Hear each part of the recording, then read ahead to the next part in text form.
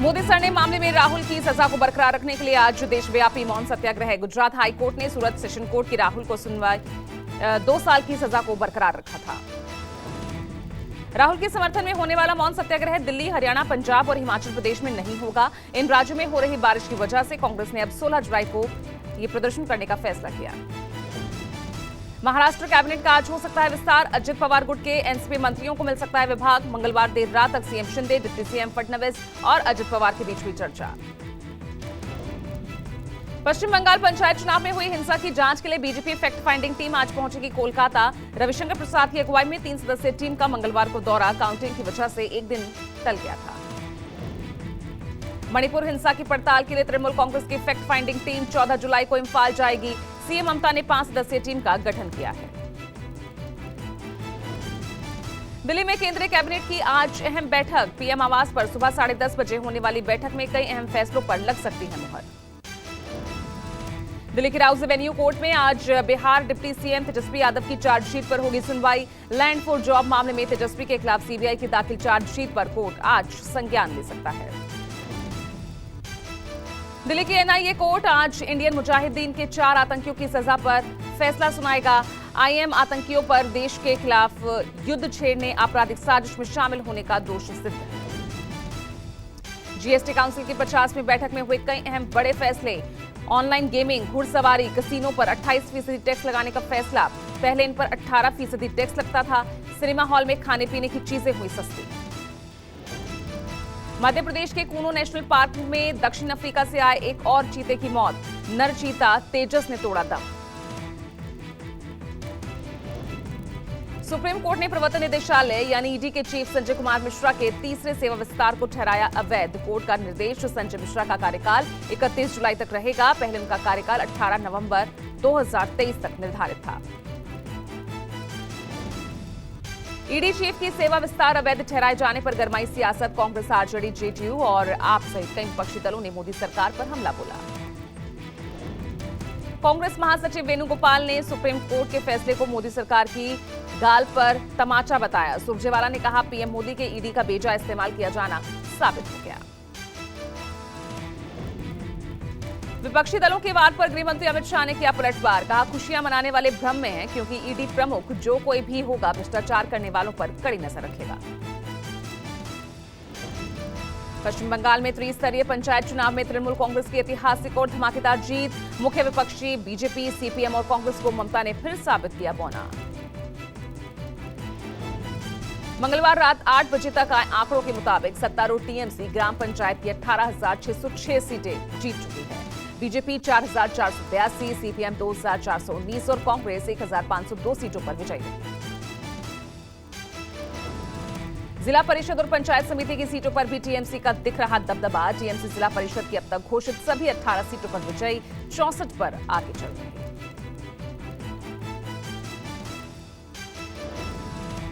TMC महासचिव अभिषेक बैनर्जी ने पंचायत चुनाव में प्रचंड जीत के बाद विपक्ष पर तंज कसा। कहा, नो वोट टू ममता का अभियान वोट फॉर ममता में बदल गया।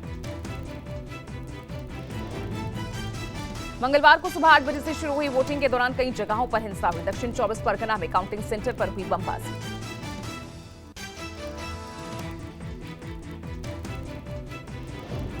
बिहार विधानसभा में मंगलवार को भी हंगामा हुआ। डिप्टी सीएम तेजस्वी यादव के इस्तीफे की मांग को लेकर हंगामा। बीजेपी विधायकों ने वेल में पहुंचकर कुर्सियां फेंकी।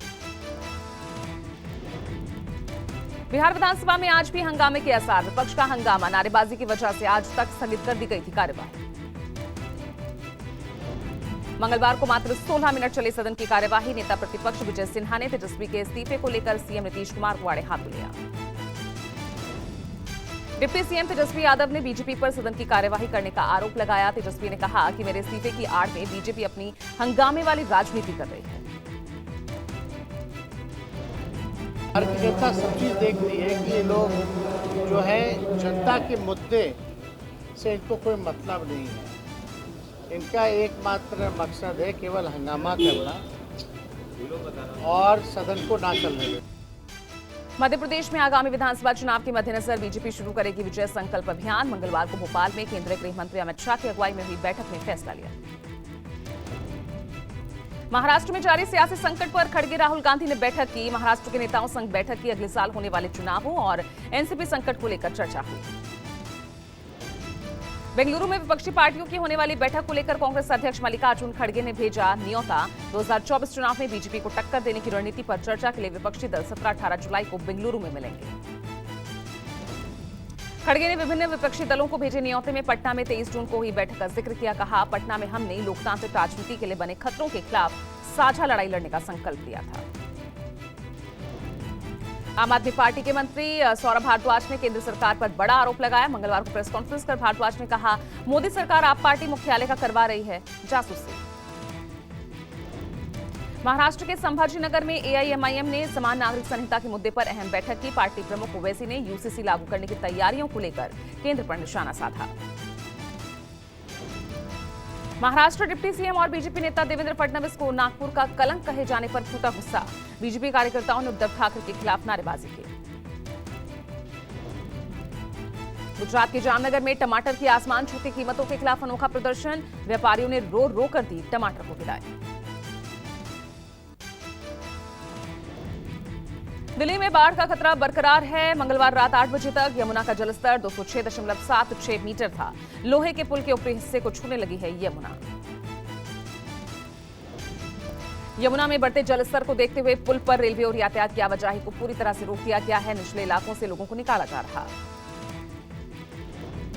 दिल्ली के मंत्री गोपाल राय ने राजघाट पर बाढ़ प्रभावित इलाकों में बने राहत शिविरों का मंगलवार रात को जायजा लिया।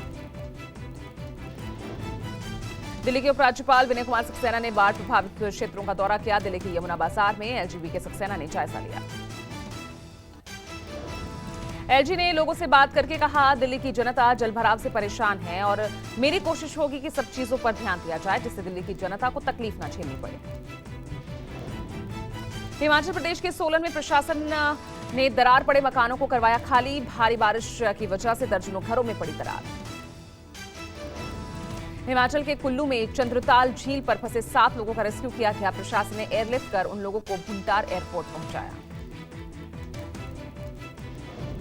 उत्तराखंड में बारिश और बाढ़ से हालात बेकाबू हो रहे हैं। सीएम धामी ने लोगों से ज्यादा घरों में रहने की अपील की। हिमाचल में जल प्रलय से 5,000 करोड़ से ज्यादा का नुकसान हो चुका है। प्रदेश में घूमने आए सैकड़ों सैलानी भारी बारिश की वजह से फंसे हुए हैं। उत्तराखंड में बेलगाम बारिश और उफनती नदियों का कहर जारी है। 13 जिलों में ऑरेंज अलर्ट। एनडीआरएफ की 11 टीमें तैनात। पौड़ी में बारिश की वजह से सतपुली दुधारखाल मोटर मार्ग तबाह। पूर्व सीएम त्रिवेंद्र सिंह रावत के पैतृक गांव को जोड़ने वाली सड़क का बड़ा हिस्सा जमींदोज हुआ। पौड़ी में पहाड़ी खिसकने का खौफनाक मंजर स्थानीय लोगों ने अपने मोबाइल में कैद किया।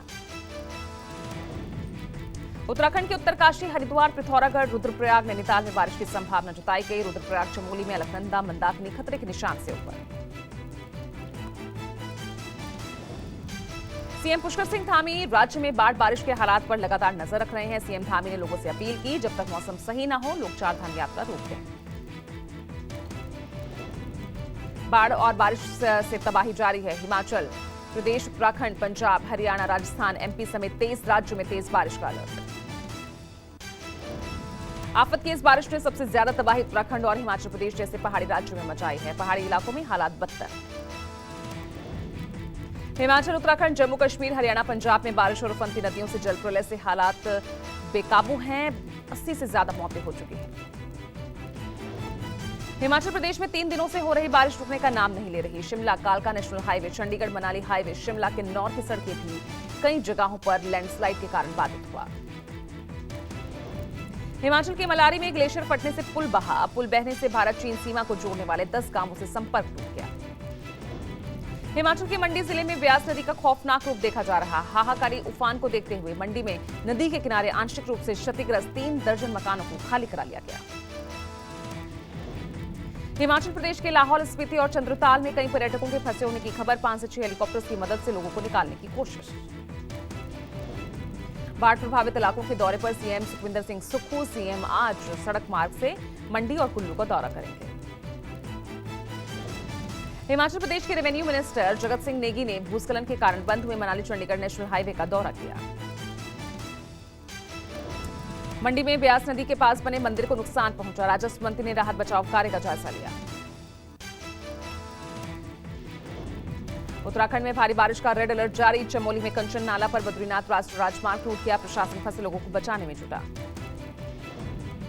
उत्तराखंड में बारिश और लैंडस्लाइड के अलर्ट को देखते हुए गंगोत्री यात्रा पर ब्रेक लगाया गया। करीब 3000 से ज्यादा कांवड़िए और टूरिस्ट गंगोत्री की तरफ फंस गए। भारी बारिश के चलते ऋषिकेश एम्स में भी पानी भर गया। एम्स के इमरजेंसी वार्ड ब्लॉक में बरसात का पानी भरा। मरीजों तीमारदारों को मुश्किलें हुई।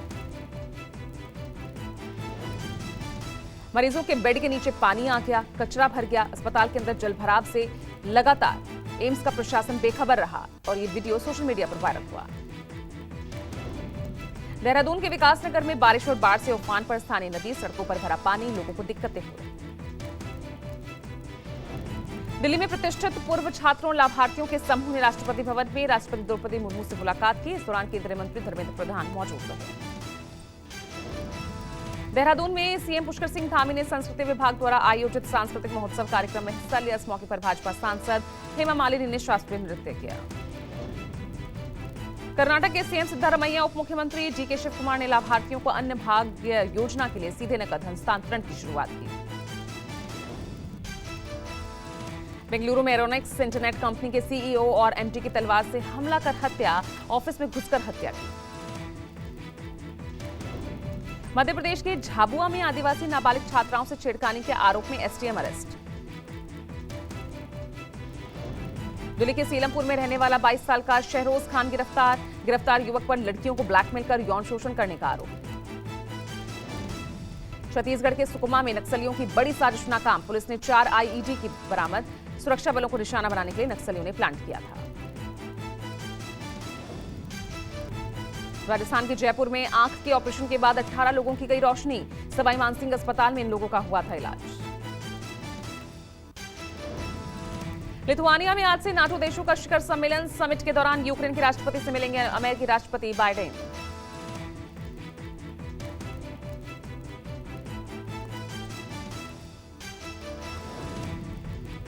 भारत और वेस्टइंडीज के बीच आज से डोमिनिका का पहला टेस्ट मैच। टीम इंडिया के कप्तान रोहित शर्मा ने टीम में बदलाव का इशारा किया। यश जायसवाल का टेस्ट डेब्यू होना तय। वेस्टइंडीज के खिलाफ पहले टेस्ट में शुभमन गिल का बदलेगा बैटिंग ऑर्डर। गिल ओपनिंग की बजाय नंबर 3 पर आएंगे खेलने। महिला क्रिकेट में भारत ने बांग्लादेश को दूसरे टी20 मैच में 8 रनों से हराया। भारत ने पहले खेलते हुए 96 रन बनाए, जिसके जवाब में बांग्लादेश की टीम 87 रन ही बना सकी। रूस यूक्रेन युद्ध के बीच नाटो में जल्द शामिल हो सकता है यूक्रेन। 31 देशों का मिल रहा समर्थन। करण जौहर ने अपनी अगली फिल्म की अनाउंसमेंट कर दी है। फिल्म में विकी कौशल, तृप्ति डिमरी और पंजाबी सिंगर एमा विर्क लीड रोल में नजर आएंगे। क्रिस बिपाशा बसु पति करण सिंह ग्रोवर और बेटी देवी के साथ मुंबई एयरपोर्ट पर स्पॉट हुए।